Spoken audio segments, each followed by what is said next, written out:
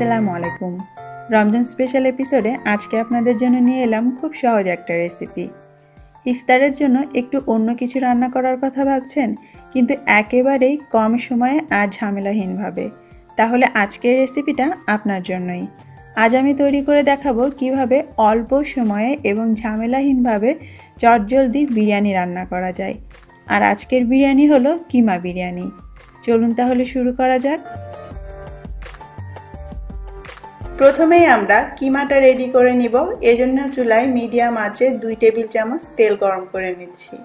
তারপরে এতে দিয়ে দিচ্ছি মাঝারি সাইজের 2টো পেঁয়াজ কুচি। এবারে এই তেলের মধ্যে পেঁয়াজটাকে আমি একটু নেড়ে চেড়ে ভেজে নিব। একদম সোনালি বেরেস্তা করতে হবে না, জাস্ট পেঁয়াজের গায়ে একটু সোনালি আভা দেখা দিলেই হবে।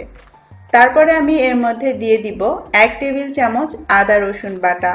আমি আদা এবং রসুন একসঙ্গে বেটে ফ্রিজে রেখে দেই সব সময়। যতটুকু আদা ঠিক তার অর্ধেক পরিমাণ রসুন নিয়ে একসঙ্গে বাটতে হবে। আপনি চাইলে আলাদা আলাদাও করতে পারেন। একটুখানি ভুনে নিয়ে এবার আমি এতে মশলা দিয়ে দিচ্ছি। ধনে, জিরা, হলুদ, মরিচ এবং লবণ। কোনটা কতটুকু দিলাম ডেসক্রিপশন বক্সে লেখা থাকবে। তারপর এই তেলের মধ্যে মশলাগুলোকে একটু নেড়ে চেড়ে নিব। তবে মশলাগুলো যাতে পুড়ে না যায় এজন্য এর মধ্যে অল্প একটু পানি দিয়ে দিতে হবে। পানিটা দেওয়ার পরে আবারও এটাকে নেড়ে চেড়ে একটু কষিয়ে নিতে হবে। আর চুলার আঁচটা মিডিয়ামেই থাকবে। যখন কষানো হয়ে যাবে, তেলটা ওপর থেকে দেখা যাবে, তখন আমি এর মধ্যে আধা চা চামচ দিয়ে দিচ্ছি গরম মশলার গুঁড়ো। আপনি চাইলে এই সবগুলো মশলা বাদ দিয়ে প্যাকেটের কোনো মশলাও দিতে পারেন। এতে করে আপনার ধনে, জিরা গুঁড়া বা গরম মশলা কোনোটাই দিতে হবে না। তারপরে আমি এর মধ্যে দিয়ে দিচ্ছি 300 গ্রাম কিমা। আমি এখানে মাটন কিমা ব্যবহার করছি। আপনি চাইলে বিফ, ল্যাম্ব বা যে কোনো ধরনের কিমা ব্যবহার করতে পারেন। কিমাটা দেওয়ার পর এটাকে খুব বেশি নাড়বো না, একটু সমান করে বিছিয়ে দিয়ে উপর দিয়ে মশলাটা এইভাবে একটু ছড়িয়ে দিব। এর কারণ হচ্ছে এখন যদি আমরা কিমাটা নেড়ে চেড়ে রান্না করতে চাই তাহলে কিন্তু এটা ঝুরঝুরা হয়ে যাবে এবং অনেক ছোট টুকরো হয়ে যাবে। একটু চাঙ্কি পিস রাখার জন্য এইভাবে মশলা দিয়ে মেখে ঢেকে ঠিক 5 মিনিট রান্না করে নিব মিডিয়াম আঁচে। 5 মিনিট পরে আমি ঢাকনাটা সরিয়ে নিয়েছি। দেখুন এর মধ্যেই এই কিমা থেকে কিন্তু অনেক পানি বের হয়ে গিয়েছে এবং নিচের অংশটা কিছুটা কুক হয়ে গিয়েছে। এবারে যেটা করতে হবে, এগুলোকে উল্টে দিব। এখনো কিন্তু ওপর থেকে কাঁচা আছে, তো এই জন্য এগুলো ভেঙে যাচ্ছে। তো সাবধানে উল্টে দিয়ে আবারও একটু সমান করে নিয়ে আবার এটাকে ঢেকে 5 মিনিট রান্না করে নিব।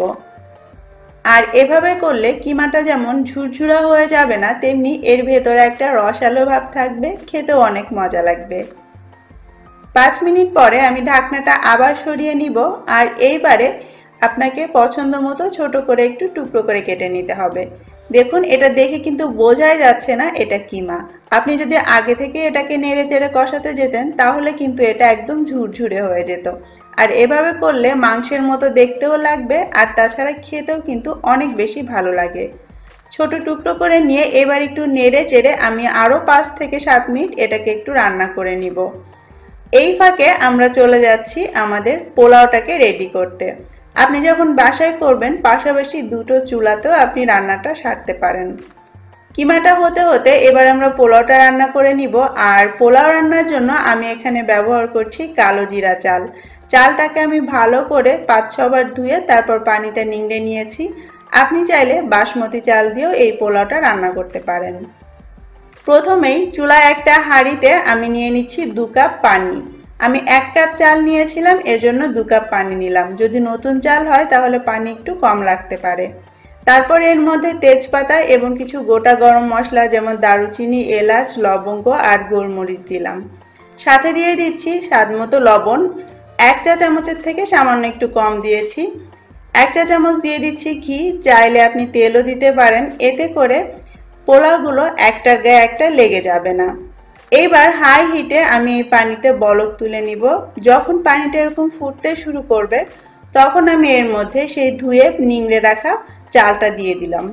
আপনি চাইলে কিন্তু চালটা ধোয়ার পরপরই এভাবে দিয়ে দিতে পারেন, আগে থেকে না নিংড়ে রাখলেও চলবে।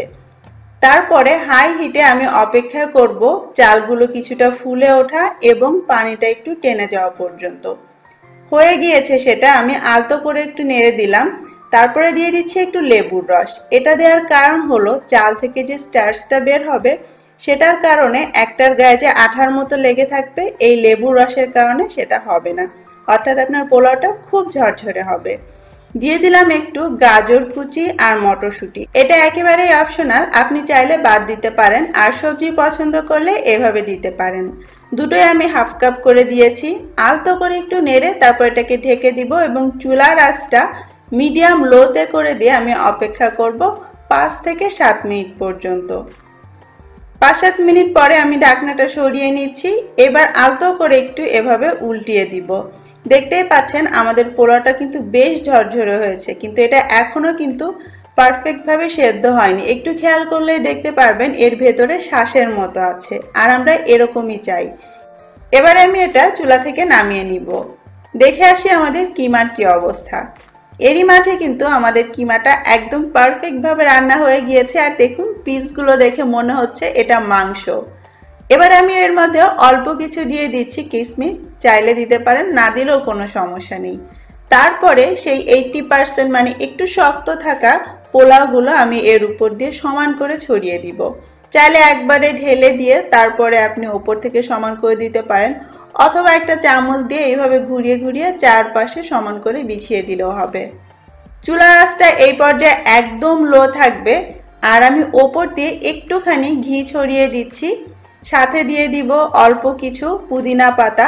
আপনি আপনার পছন্দ মতো যে কোনো কিছু দিতে পারেন ফ্লেভার করার জন্য। আমি একটু এখানে পেঁয়াজ বেরেস্তাও দিয়েছি, কাঁচামরিচ, কেওড়া জল এসবও দেয়া যাবে, যা হাতের কাছে থাকে তাই দিলেই হবে।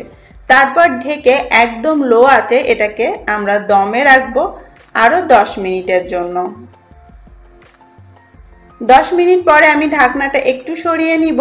তারপর চারপাশ থেকে আলতো করে একটুখানি মিশিয়ে দিব। একদম ঘেটে ঘেটে মেশাতে হবে না, খুবই আলতো করে একটু মিশিয়ে দিব, যাতে যে ঝোলটা আছে সেটা যেন ওপর দিক থেকেও একটু মিশতে পারে। তবে খুব বেশি মেশাবো না, তাহলে কিন্তু দেখতে খিচুড়ির মতো লাগবে।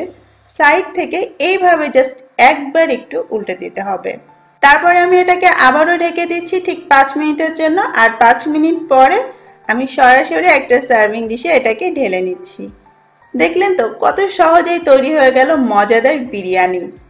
মাংসটা রান্না করতেও যেমন খুবই কম সময় লাগে, তেমনি পোলাওটাও।